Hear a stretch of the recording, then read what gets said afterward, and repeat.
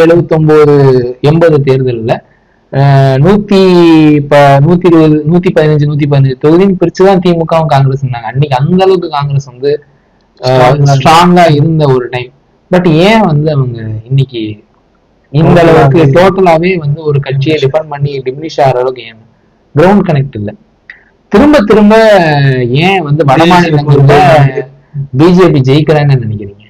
ஏன்னா அவங்க அந்த 5 வருஷத்துக்காக RSS ஆகட்டும், அந்த கட்சிக்காரங்க ஆகட்டும், ஃப்ரம் டே 1 இருந்து அந்த 5 வருஷம் into 365 போட்டீங்க, அந்த கடைசி நாள் வரைக்கும் மக்களோடயே இருக்காங்க.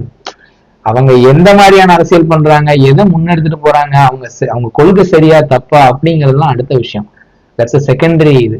பட் எலெக்ஷன் வர்றப்ப அது வந்து நம்ம ஒண்ணுமே பண்ண முடியாது. கண்டிப்பா கிரவுண்ட் கனெக்டடா உழைக்கிறவங்களால மட்டும்தான் ஜெயிக்க முடியும். அதனாலதான் இந்த 2 கட்சிகளுமே இன்னைக்கு வரைக்கும் ஸ்ட்ராங்கா இருக்காங்க. ஆனா இந்த அப்பார்ட் ஃப்ரம் விஜய் எடுத்துட்டீங்கன்னா, இவரே வாரத்துக்கு ஒரு நாள் தான் வந்து வெளியே வந்து பேசுறாரு. அதுலயும் 3 மாவட்டம் பேசுறேன்னு சொல்லிட்டு.